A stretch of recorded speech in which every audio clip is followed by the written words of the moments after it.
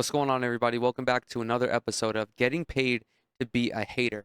I am, of course, your host, Zach Cronin, and today we're going to be talking about a horrific take on the Denver Nuggets, one so dumbfounding it makes me want to dive headfirst into the eye of Jupiter. This opinion comes courtesy of Sports Illustrated's Chris Mannix, who recently went on to the Rich Eisen show to talk about the lack of national media coverage of the Denver Nuggets. I'm not going to play the clip for you here just for the sake of brevity. However, it will be linked down in the description. Long story short, Mannix said, quote, "The Nuggets are just not a compelling team to talk about, to write about." He then went on to specify about how the drama in places like Los Angeles and Golden State were far more entertaining. Additionally, he called Nikola Jokic and Jamal Murray not particularly interesting. Usually, I don't let these kinds of takes bother me. I don't let them get under my skin. I tend to rationalize it as them just playing the Twitter game, them hunting for engagement, which is fine. Like, this is the world that we live in, the social media driven world. You have to generate impressions somehow, and this is how some guys do it. However, this one rubbed me the wrong way, and it really irritated me. It's like as if someone snuck up behind me, Sam Fisher style, and poured sand into my bathing suit. The reason why it got to me is, at least from his career perspective, Chris Mannix is very privileged. He's privileged enough to have a full-time gig covering, writing about, talking about the NBA, and yet showed no reluctance in calling this year's championship team boring. I don't know if Mannix is jaded or if he's voluntarily perpetuating this hilariously untrue narrative, but I do know that in the national media landscape, a lot of the writers, the reporters, the talk show hosts, they tend to treat the NBA as if it's Hollywood. Gossip, hypotheticals, drama, storylines monopolize the airplay. It's to a point now where finding meaningful dialogue on the game of basketball is almost impossible to find. I don't expect guys like Mannix, Stephen A, and Kendrick Perkins to get together as if they're the Fellowship concocting a plan to get Frodo into Mordor, but just for one time, talk about drop coverage, talk about a pistol action, talk about a flex action, just bring actual discourse to the sport that you're covering. Full disclosure, I do enjoy like the drama throughout the NBA season. I do enjoy like the gossipy part of it, but to a degree. It's not what I look for when I'm searching out basketball related content, because ultimately what keeps me engaged as a fan is my emotional investment in my favorite team and my favorite players, and also the sport of basketball. When I watch an NBA game, I'm watching to see the best basketball players on the planet play the sport that I love. And I am a dedicated fan.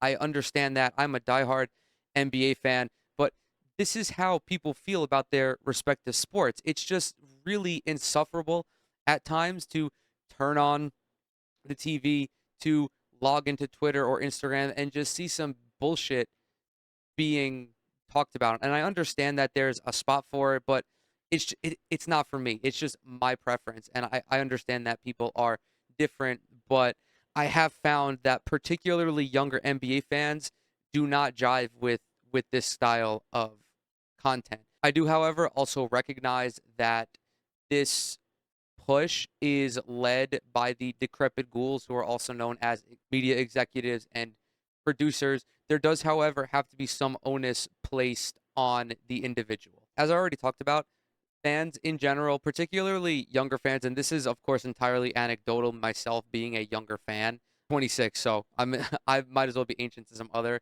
NBA fans, but they want stuff like this. And the need for that style of content, especially in the national media landscape, is why someone like JJ Redick has blown up as a media entity in such a relatively short amount of time. And it's because he's smart.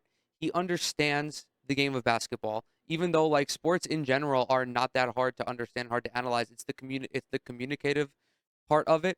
He does that so well. You watch JJ Redick and you get smarter. You learn something. It's like listening to a coach. almost. And at least to me as a fan, that's something that I want. Personally, another one of my favorite content creators, writers, whatever you want to call them, is Zach Lowe. He's abundantly appreciative of the sport. He just did a piece detailing the Denver Nuggets journey to this title. And there are, of course, dozens, hundreds, probably thousands of other content creators on YouTube and Twitter who are great in their own right. I'm just hoping to see like the new media landscape continue to blossom because there's there's a hunger for it. There really is. And I at least don't think that I'm talking out of my ass, but like and I'm definitely spitballing at this point, and to just continue to beat this dead horse, we just want to talk about basketball. Um, Especially during basketball season, I've noticed this probably more this year than any other year before, where the supposed hypotheticals were like being bombarded. It was like there was a fucking blitzkrieg on ESPN at least once a week talking about shit that didn't even matter during the playoffs, mind you. I understand you can have a little fun in July and August when there's literally nothing going on and all you have to report on is Devin Booker going to the black sand beach in Iceland and laying down his SpongeBob towel to catch a tan. I understand that part, but if it's December, January, February, talk about the goings on within the NBA. Talk about the guys who deserve to be mentioned. Talk about DeMar DeRozan. Talk about Zach LaVine. Talk about Nikola Jokic. Talk about their impact on the game and how their play individually works in a team setting. I feel at this point it would be wise to talk about the actual substance of Chris Mannix's gripe instead of like the theory of how he arrived at that conclusion. And to say that the Nuggets are not a compelling team to watch is just blatantly untrue. They are, in terms of basketball, a hyper efficient machine who was dominant throughout the regular season and dominant throughout the playoffs. They went 8-1 against the Los Angeles Lakers and the Miami Heat. How is that not a compelling storyline? How is Nikola Jokic, the 41st overall pick in the draft, being a two-time league MVP, finally leading his team to an NBA title? How is that not compelling to talk about? How is it not compelling to talk about Jamal Murray, who, as I talked about in my last video or the video before that, who was a pedestrian regular season player? Okay, not pedestrian, I'm being a little disrespectful here, but who was an above average regular season player transforming into Maple Jordan in the playoffs 1 year removed from missing the postseason entirely.